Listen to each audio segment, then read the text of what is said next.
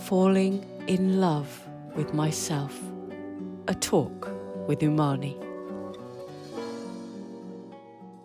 And that's what we are, right? We are so wonderfully, incredibly unique. This particular expression of life, just like this. You couldn't be any different. You shouldn't be any different in this particular form as this human.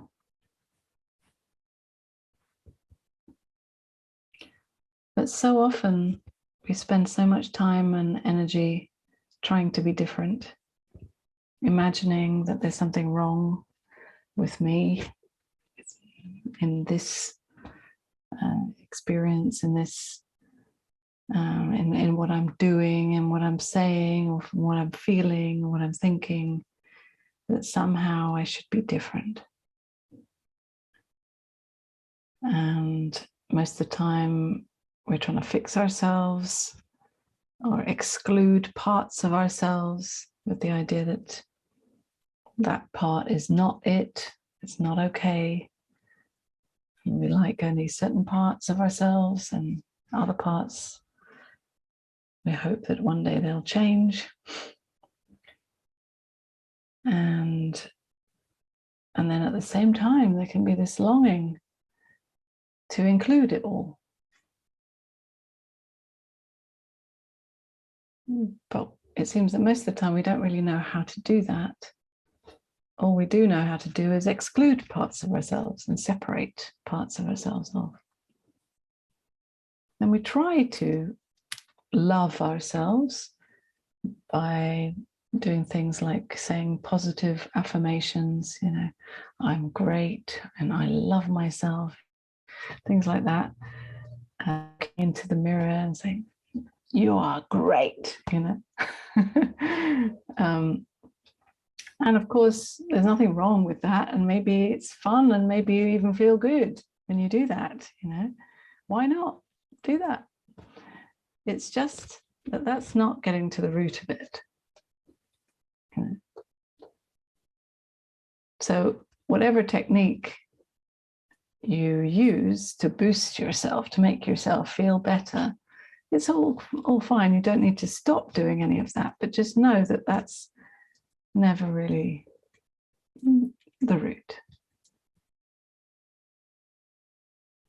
So what is this falling in love with yourself all about?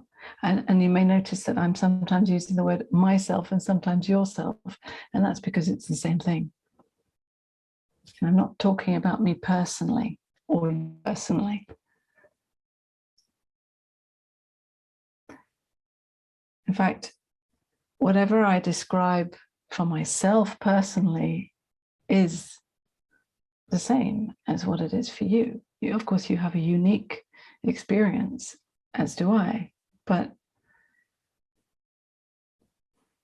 this discovering how we can meet and embrace this human form in whatever is happening, this is falling in love with myself as life itself. It goes beyond any separate experiences or personal experiences, but it embraces every personal and unique experience just the way it is. And it's an endless falling in love with myself. It's not just that you have one particular nice experience where you feel, oh yes, I'm wonderful, but that it goes on and on. And it includes all the whole range of experiences, not just the sweet ones and the ones that the thinking says, I like this, or this is more spiritual, but the whole range.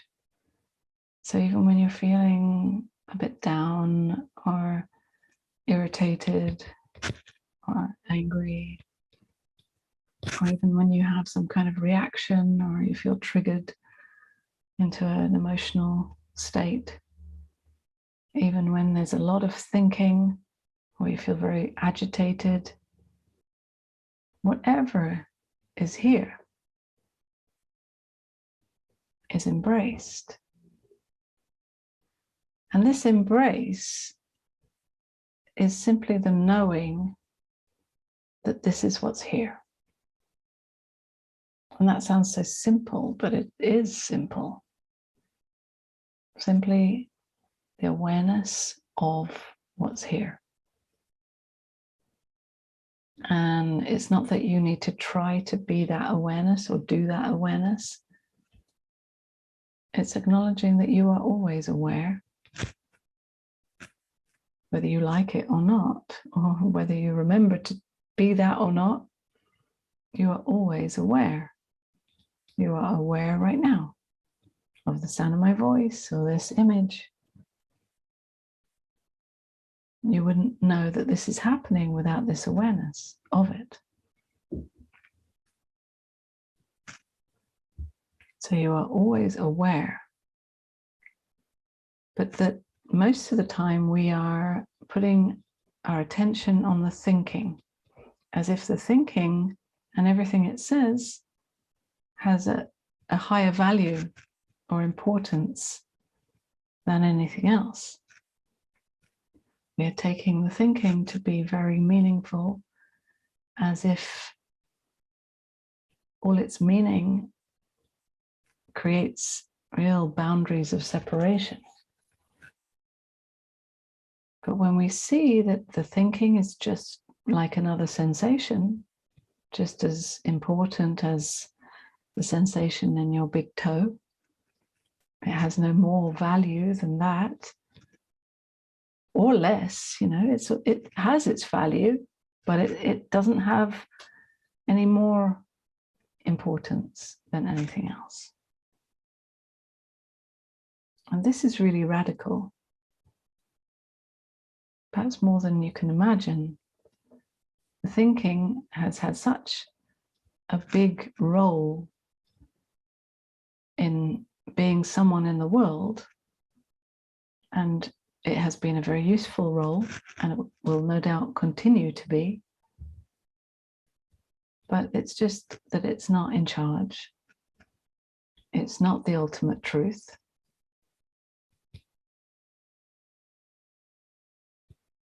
And really recognizing that, it leaves you with the simplicity of what is appearing right now, without meaning. Even if thought brings a meaning, we don't take it so seriously. So then it's just what's here. Meeting whatever is here. This is the embrace, this awareness of what is here. And it is this embrace that is the falling in love with myself. Really acknowledging that there is no other option. It's not that what is could be some other what is. When you really see that there's no escape actually from what is, then you can just relax back or surrender to what is here.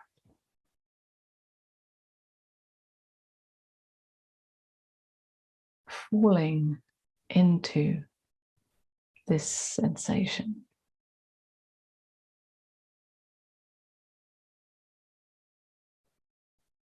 Without considering the next sensation or the next moment, just simply this sensation or this sound or this image.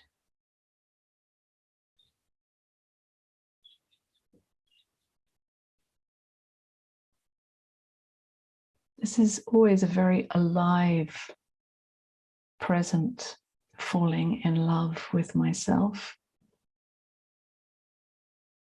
It's not a general thing that can be taken from one moment to the other. It's always alive and fresh and real and raw right now. It's really living on the edge.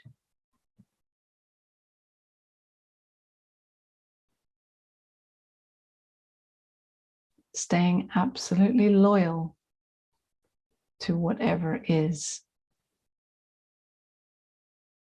Knowing that this human never needs to be perfect according to some idea or dream or spiritual concept.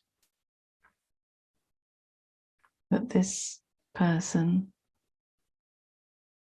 is welcome to be the messy person that you are, with all your troubles and ups and downs and whatever is going on in your personal life.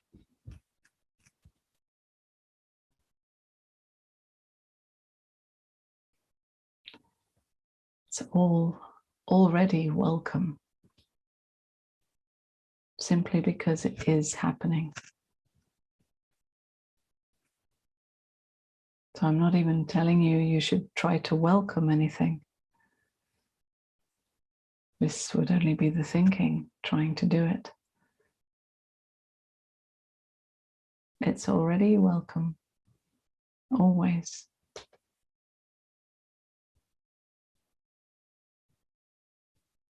And in this consciously acknowledging whatever is here,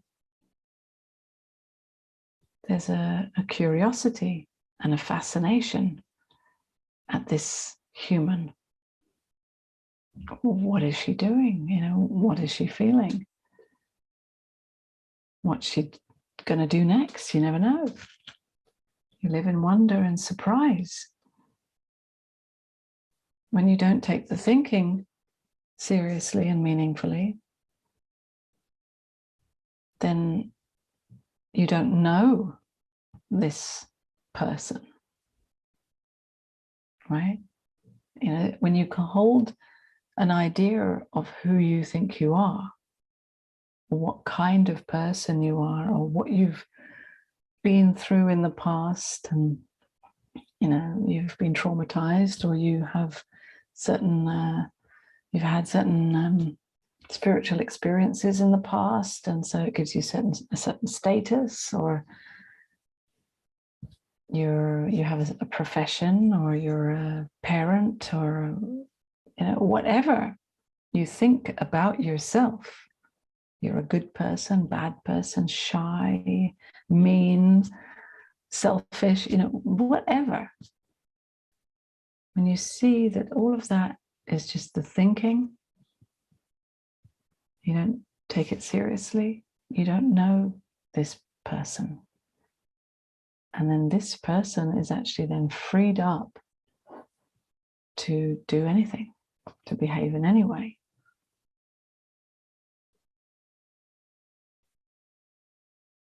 And there's the curiosity. Watching her, him, right? I don't know her. Right now I'm watching this woman, right? I don't know what she's going to say next.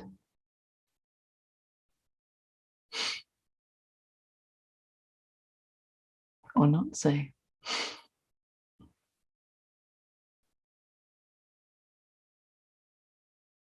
And in that fascination and curiosity, it's the same as being with a lover, right? If you think that you know your lover, you never really meet them, and you kind of put like a wall between you because you think you know them. But when you meet them fresh, there's a fascination and curiosity and a falling in love with however they are. And this is how we can relate to this human. Even if what she's doing is uncomfortable or pushes some buttons, triggers some old patterns, well, that too is curious, fascinating, and a wonderful opportunity to feel into whatever gets touched.